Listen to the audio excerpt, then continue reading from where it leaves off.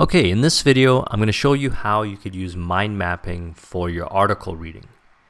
So by using this formula and the skeleton I'm giving you here, you can accomplish a few things. Number one, you can use mind mapping to help you organize your notes and information that you get from your article. But not only that, you can also improve your comprehension, your retention, and your reading speed. This is the exact formula we teach in the IRIS speed reading workshop. So if you follow this, you can get some really good results. I would love to hear your feedback too from using this formula. A lot of students that use this formula from our workshops get really good results in those areas that I just talked about. Let's cover the formula. So the very first thing you have to do, say you have an article, and I'm going to actually include an article with this video, the one that this example is going to be based on. It's called the New Orleans Geopolitical Prize article. So you can actually just do this yourself and follow along. So the first thing you want to do is do a preview. And a preview is where you read the first and last paragraph.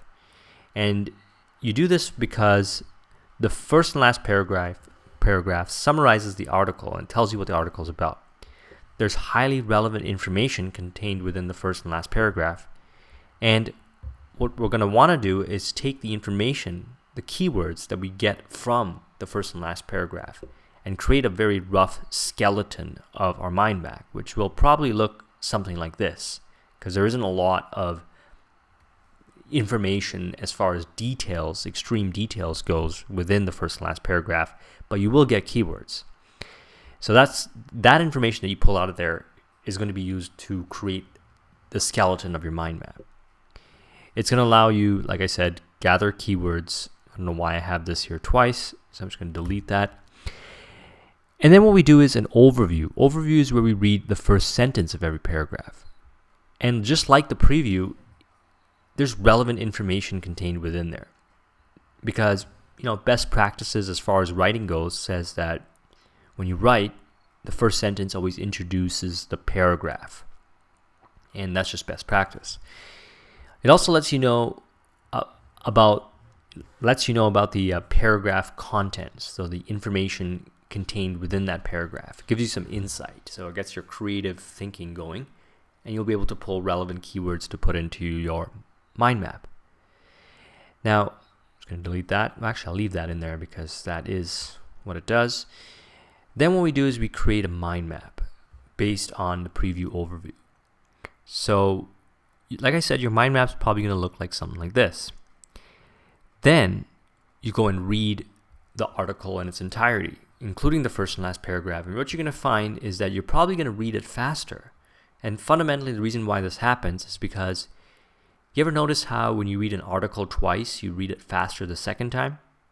That's because your brain already knows what information to look for when you read it the second time. And it's essentially doing this really fast. It's kind of skimming over the stuff it already knows and puts emphasis on the stuff that needs clarification on.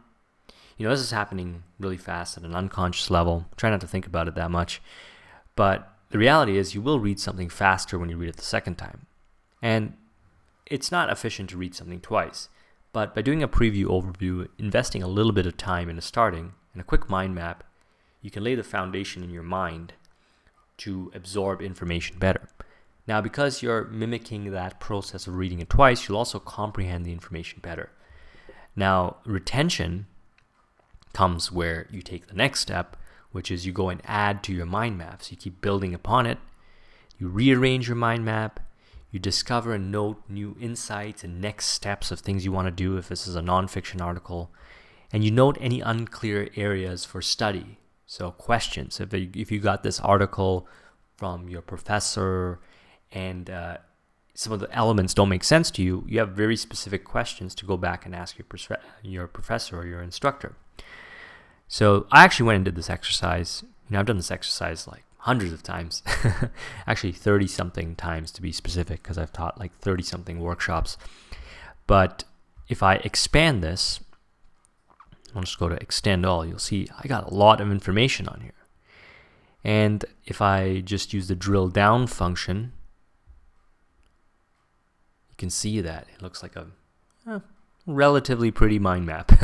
I'm sure your mind mapping skills will be, or your ability to make them look nicer is a lot higher than mine. So anyways, and I didn't add the images because the mind maps can get huge, but you can, and I recommend that you do add images because it anchors the text to the images, because when you think of things like war, images come in your mind, or oil fields.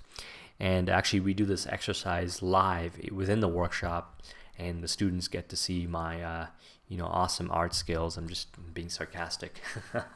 I try to avoid I try to get a student to come up there and do it just to get my way out of drawing.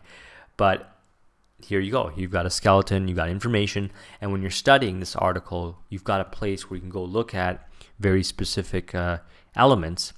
Now, there's a function in Xmind where you can add notes. Say you're reading an article and there's mathematical equations, and this is spelled wrong. I'm going to change that.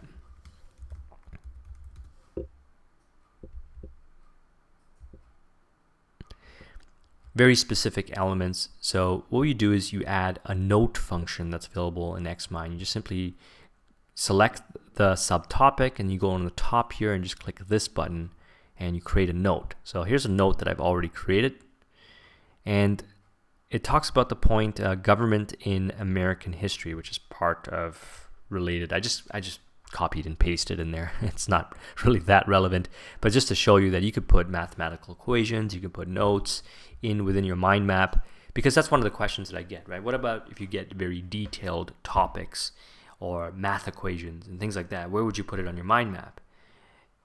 Well, you can put it in your notes. You can also add web links to websites. So you right click and go to hyperlink. You could link it to a website.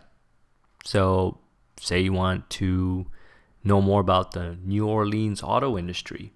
You could just go on the internet, find an article related to it, and then you could just, pull. All you have to do is just right click and then go to hyperlink, find the website, right click, add that hyperlink, so that when you're studying this article, you have places to reference, like web articles, blog posts, things like that. And I'm just going to drill up here. So that's it. I mean, that's how I use mind maps for article readings, and this is how we teach it in the Iris workshop. And I've also included the skeleton, so you have everything you need. So go ahead and try it out. If you have any questions, let me know.